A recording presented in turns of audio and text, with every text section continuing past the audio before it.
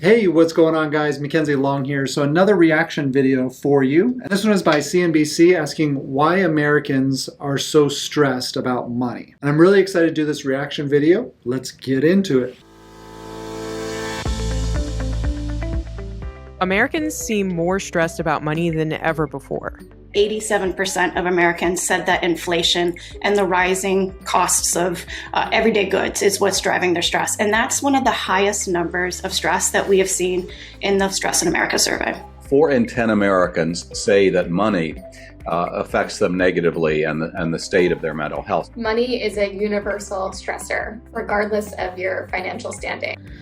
Yeah, you're definitely seeing a lot more of that now. And I think as people start to panic and worry more about these things, and rightfully so, because we're watching inflation go through the roof, we're watching the cost of everything go through the roof, everything is costing more right now. And this is one of the big challenges and reasons why we got to be careful on the things that we do and the things that we think are free, because they're not free. But regardless of that stuff, let's get back to this particular video. With the cost of living skyrocketing, many Americans are experiencing financial stress on a daily basis. Something that comes up time and time again when we query Americans about their personal finances. Essentially, it is the expenses that surprise them on an ongoing basis, so trying to pay for everyday items, not having emergency savings, and debt.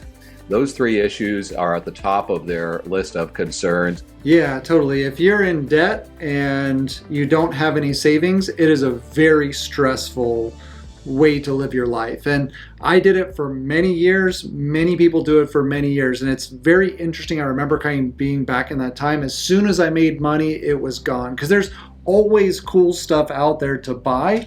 But if we don't learn how to get out of that type of a situation, it is very, very stressful. Totally agree with that. Tanya Schultz and Leia Landaverde became money coaches after they experienced their own financial struggles. So I was in debt off and on all of my 20s and early 30s.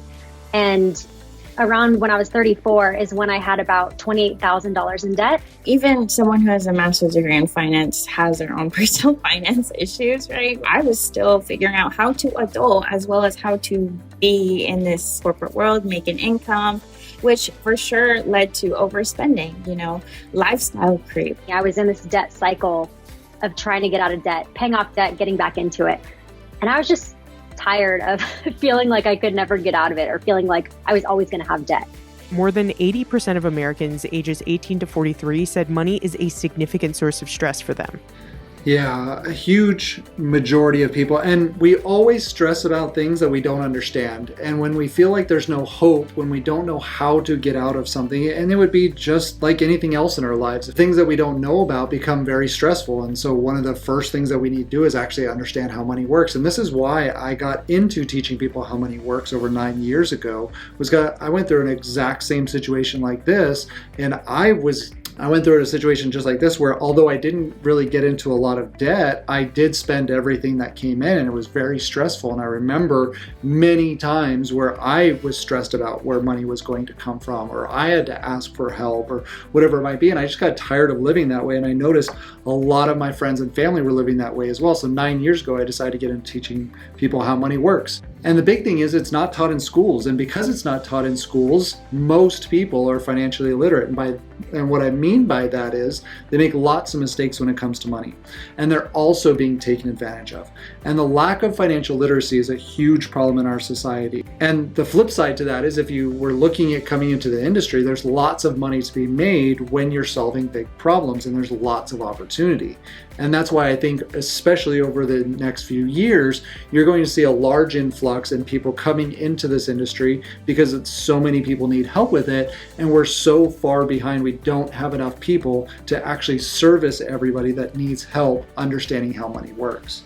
I felt like I was at a low point because for my age and where I wanted to be, where I thought I should be in life, I felt like behind. I didn't have any savings. I was living paycheck to paycheck. In a lot of ways, money is a safety net or a source of stability. And without it, people feel vulnerable and anxious about the future. Especially coming from my experience as a first gen, my parents didn't know how to navigate this financial system. That's why I even myself entered finance, because I saw the stress my parents faced. So then I could learn and help protect them as well as protect the community and providing them education about finances that are, transparent. Many Americans don't feel hopeful about their financial future, with 41% saying it's, quote, going to take a miracle to be ready for retirement. So there's a lot to unpack there, but that last part is the 41% of people say that it's going to take a miracle for them to actually be able to retire. And that's not true. The miracle is just understanding how these things work, and the education of becoming financially literate will make that difference and make that gap. It's not a magic bullet. And I think maybe that's the challenge that a lot of people have, is they're waiting for some kind of magic to happen and not understanding that it's the basic financial concepts that will actually get them out of the situation that they're in. And as you heard from the other people, they've all kind of been through these. And I think that's why most people get into the industry, myself included, was I started off just on the education side. I just wanted to know how to do better financially. After 2009, 2010, and everything crashed, I lost a bunch of money. I pulled money out of my 403B, so I had taxes and penalties, and I made all of the mistakes. And I came in here to figure out what the heck was going on. I had a neighbor of mine who was willing to educate me and start teaching me about these things. And then the more I talked to other people about it, I realized they knew nothing about money. They didn't know how it worked. And this included my friends. This included my family. This included all the people that I cared about the most, had no idea how any of this stuff worked. And I felt selfish for not wanting to teach it to them. And so eventually I ended up in the industry to teach it to people. I think the problem in recent years has been that there has been this so-called risk shift, whereas the risk of being responsible for things has been shifted from others onto the individual. What can you put on that list? The cost of obtaining a college education, the burden of saving for retirement was often more heavily owned by employers when they provided pension benefits. That was shifted to individuals with the changes in 401ks. Healthcare has become increasingly expensive. That's responsible for 1/5 of the American economy, and consumers and employers bear that burden. Yeah, there's a lot to unpack there, but basically what he's saying is that over the years, the burden has really shifted from our employers, who used to take care of our retirement, and the government used to take care of our retirement and our health. And now over the years, it's shifted to where all of that risk is put onto the individual. If you want to find out more about why that happened, what a pension is and what happened to it, I have another video that you can go check out about that. And then I also have a video about the 401k and some of the things and how it came about and some of the risks behind it. But basically, since all of this risk has been put on the individual, the challenge with that is that we have not given them the education to be able to make good decisions. It's kind of like giving a kid a gun. Now, we would never do that and expect the kid, without knowing how to handle it, to not cause damage. Then that's the same thing that's happening in the financial industry right now, or this is happening with money, is that we've turned all that risk, all that responsibility over to the individual, but we've never actually educated them on what to do with it. So it's not necessarily a bad thing, it's only bad if you don't know how to use it. And there's a lot of reasons why I think they don't want to educate us, because there's lots of people who make lots of money by us being financially literate. And I think the reason why they don't want to teach us that is because lots of people make lots of money because we are financially illiterate. It means we make lots of mistakes when it comes to money. Americans say they're feeling pressure to cut back on spending. More than 50% of adults say they've already cut back on dining out and will consider reducing their spending more if inflation continues to rise. More than 75% of adults said they're worried higher prices will force them to rethink their financial choices. Even higher income Americans making at least $100,000 per year say they either have or are considering cutting back on spending. People need to have a sense of hope. And so, when the economy is working for them, there's a greater likelihood that people will have hope that they can accomplish their basic personal financial objective. And this is why it's so important to reach out for help, because if you don't have hope around these areas, it's very difficult and it ends up in this negative downward spiral when we don't get help and we know that we should.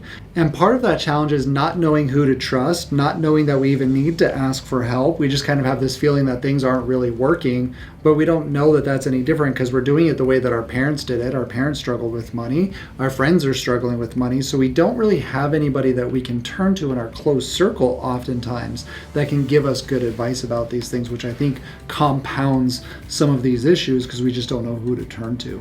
With 28% saying they worry about their finances daily. Many Americans tell us that some of their sources of financial stress are as simple as looking at their bank accounts or making purchases or talking about money. Thinking about money or your finances, it can feel unavoidable with the approaching summer and travel plans, holidays, gift buying.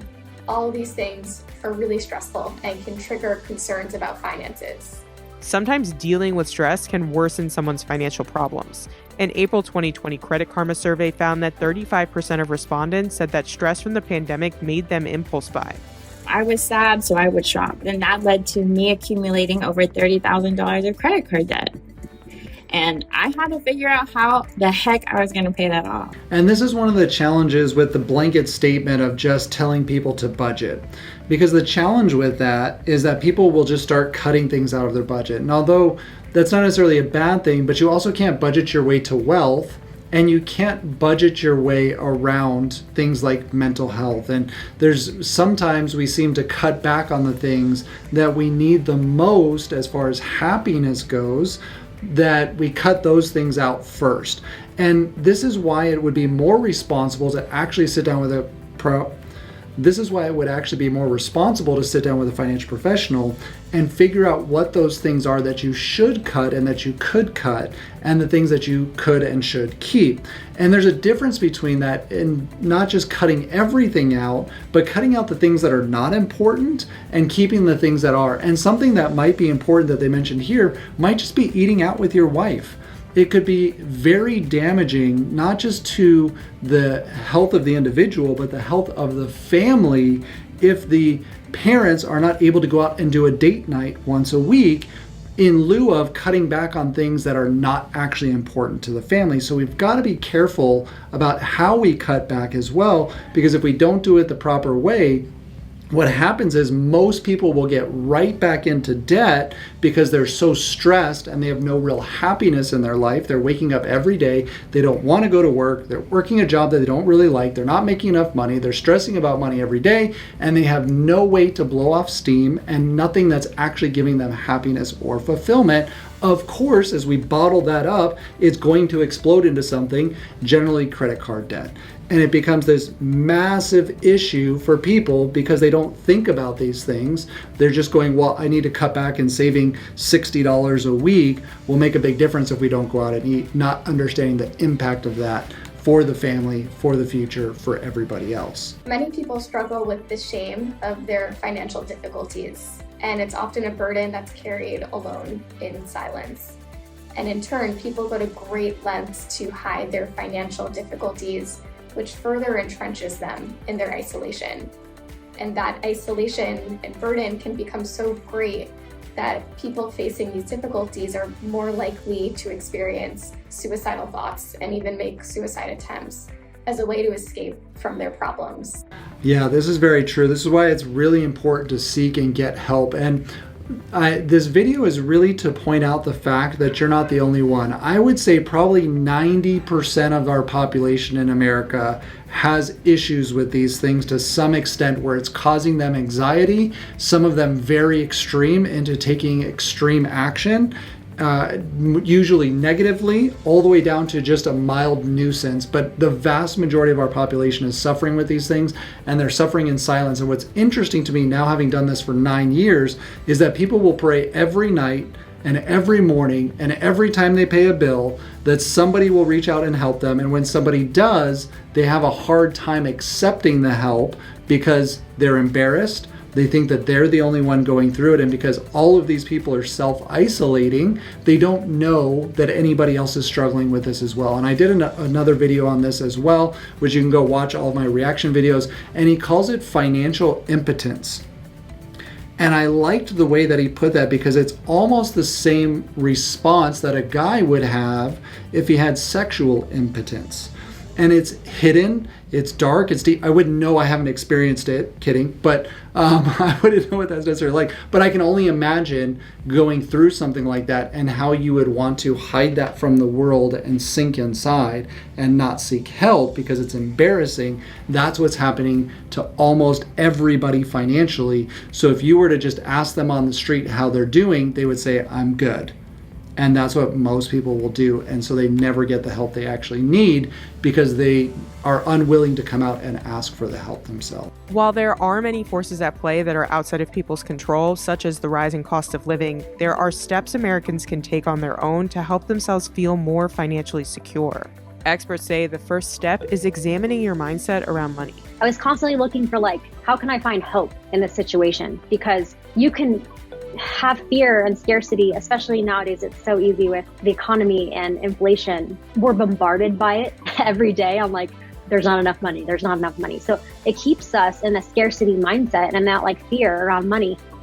Yeah, that's a great point. So coaches will know a lot about this as well. And psychologists, they understand this concept very well, that you get what you focus on. If you're into law of attraction, you know what I'm talking about in its simplistic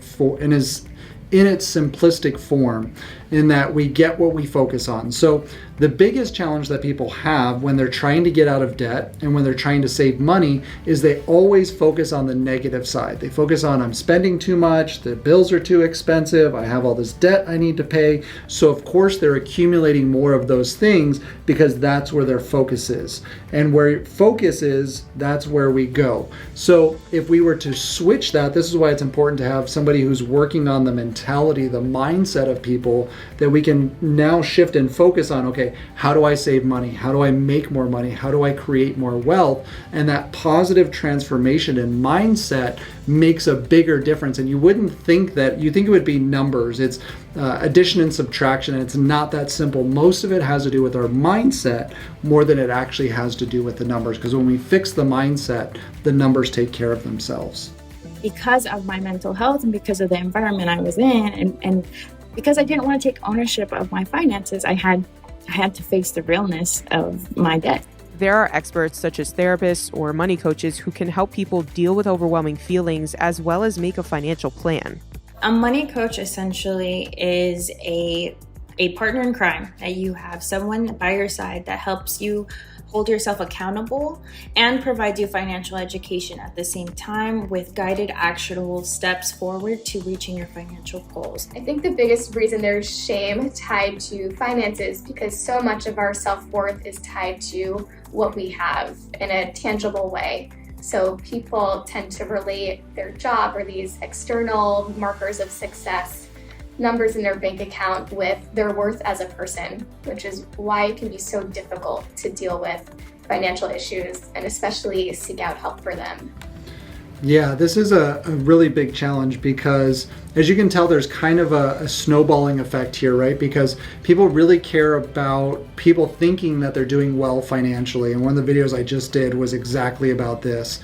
And the challenge with that is they buy things to impress people, but then they get into debt. So now they have to keep trying to keep up this facade. They're paying way too much on their car. They're paying way too much for where they live to pretend that they have something. They buy the Louis Vuitton and all of these things that are way too expensive, but they have no money in the actual purse because they spent all their money on the purse. And the challenge is that that's compounding over time and it's getting worse. It's not getting better because we're not being financially educated and understanding. You don't need to try to impress everybody else. You'll be way happier if you're taking care of yourself, both financially and therefore then physically, because everything else ties around this financial aspect. Concept in mental health recovery is that our first step is building hope.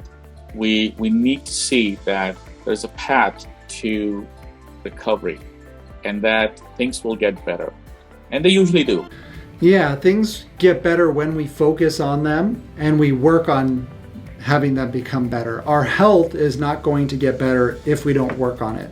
Our wealth is not going to get better if we don't work on it. Our relationships are not going to get better if we don't work on them. Everything that we want to get better requires work. However, financially seems to be the one area we expect to just somehow magically get better while we don't focus on it. And that absolutely does not work. And when we fix the financial aspect, I've noticed so many times with families, it fixes everything else. Because when we're not worried about money, now it doesn't mean that we don't always think about or still have challenges with money, but when those things are taken care of, when you're not in debt, when you don't owe people money, and when you have savings, there's so much strength in that you're stronger when you're with your family and with your kids. You're stronger at your work and the things that you do, and you're willing to walk away if something breaks your integrity versus staying at a job that you hate, doing things that you know aren't right, but you can't do anything about it because you don't have any money.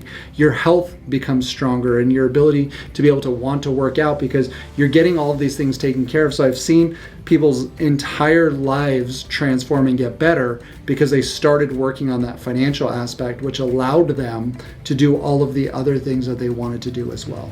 And there shouldn't be an issue or a stigmatism around asking for help. And I wish more people did. Our country would be better off. Your life would be better off if you were willing to ask for help. And so if you're still afraid to ask for help, I've created a program down below that you can actually log in. It's via Teachable, and it's based on the personal best-selling finance book called How Money Works. It's written by Steve Siebold and Tom Matthews. And I've helped with a lot of that stuff. I've worked with these guys directly. The book is absolutely fantastic, but it costs money. And if that's outside of your realm, I've created this course to help walk you through it and answer questions as well. And you can get that course at absolutely no cost if you're afraid to reach out and actually get help from somebody. So that way you can start learning some of the vocabulary, some of the steps that you can take. And again, there's no cost. There's a promo code down there that's $995 off. $995 off is the coupon code, so you can get it absolutely for free and start working on your financial education yourself. I promise you, as you start getting these things in place for yourself and you start learning and implementing them, you will actually become stronger in all of the other areas of your life as well. And if you do want help, feel free to reach out to myself or reach out to somebody in your community that can help you with these things. Oftentimes, your church can help with this. They might have a program to be able to help you get into so you can start asking questions and learning about these things. Whatever it is, start reaching out and getting help. And make sure you smash the like button if this was valuable for you, and comment maybe the time when you started thinking about putting these things in place and when you started taking action and what kind of was that turning point for you. I would love to hear about that. And then also don't forget to hit the subscribe button as well and the little bell. That way you can see when more of these videos come out and more content to be able to help you in your life and all aspects of your life. And again, I hope this was helpful for you, and I will see you later. Bye.